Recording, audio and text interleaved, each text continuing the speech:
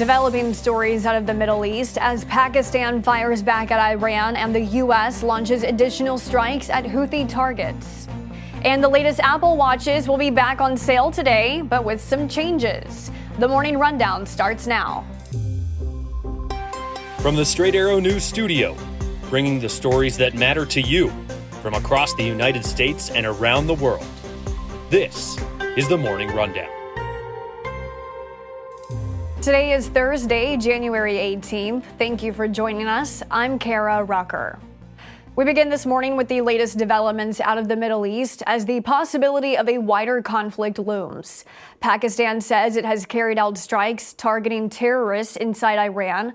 This comes after an Iranian missile attack on Tuesday that Pakistani officials say killed 2 children and was unprovoked. Pakistan saying its strikes on Iran were highly coordinated and specifically targeted terrorist hideouts. An Iranian official says the strikes killed at least 9 people, including 4 children. Pakistan's Foreign Affairs Ministry released a statement saying Pakistan fully respects the sovereignty and territorial integrity of the Islamic Republic of Iran.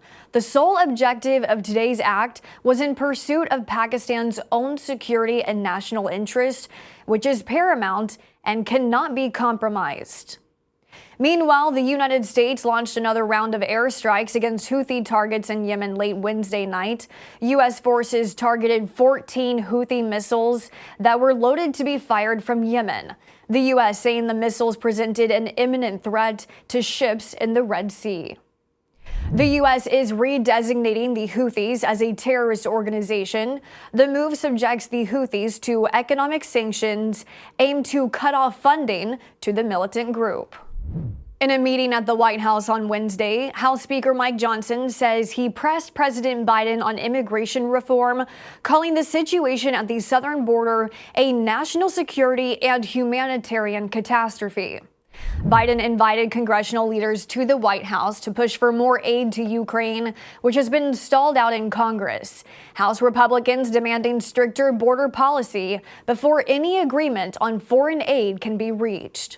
There's been a record number of migrants illegally crossing into the country at the U.S.-Mexico border.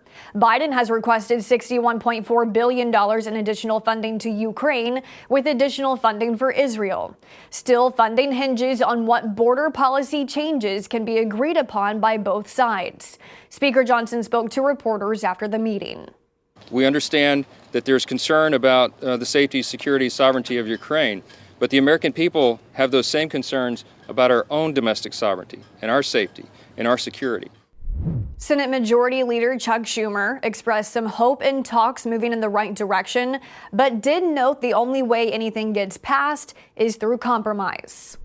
A deadline set by the Department of Homeland Security for Texas to halt its recent actions of denying Border Patrol agents full access to a public park along the southern border passed on Wednesday. Now DHS says they'll refer the matter to the Justice Department. The war of words continues to brew between Texas and the Biden administration amid the immigration crisis at the border, after the state's National Guard took over Shelby Park last week. The state said federal officials weren't doing enough to stop illegal crossings in the area. The Department of Homeland Security issued a cease and desist letter to Texas over the weekend, calling for state officials to stop blocking Border Patrol agents' entry. Texas Attorney General Ken Paxton responded Wednesday, sending a letter back to Homeland Security, rejecting its request and saying the state will continue utilizing its constitutional authority to defend her territory. On Wednesday, a Maine judge deferred a ruling on whether former President Donald Trump can appear on the state's primary ballot, saying the U.S. Supreme Court needs to make its decision first on if Section 3 of the 14th Amendment, known as the Insurrection Clause, can be used to keep Trump from running for president again. Maine Secretary of State barred Trump from the ballot last month, citing his actions around the January 6 riots on the Capitol, a week after the Colorado Supreme Court's similar decision. Trump, the GOP frontrunner, has appealed the state's decisions, leaving his name on both ballots as of now. The U.S. Supreme Court has agreed to hear the case out of Colorado, with arguments set for February 8th. The Maine judge ordered Maine's Secretary of State to make a new ruling within 30 days of the Supreme Court's decision.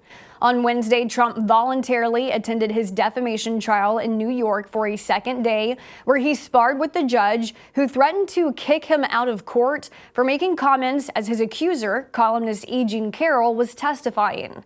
Trump says he will not be at today's court proceedings so he can attend the funeral of his mother-in-law, who passed away last week at the age of 78.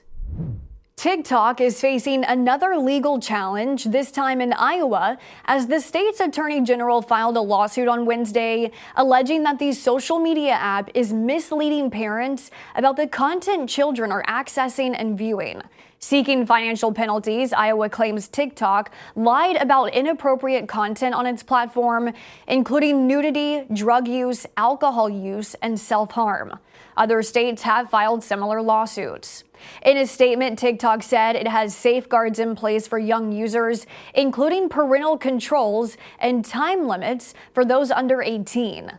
CEOs of several social media companies, including TikTok, are set to testify in front of the Senate Judiciary Committee over online child sexual exploitation later this month. Finally this morning, the latest versions of the Apple Watch will be returning to Apple Store shelves, but with some modifications. Beginning today, Apple will once again sell its Series 9 and Ultra 2 watches online and at its retail stores, but the watches will be without the blood oxygen feature. This comes after Apple was banned from using the technology following an intellectual property dispute with the medical device company Masimo.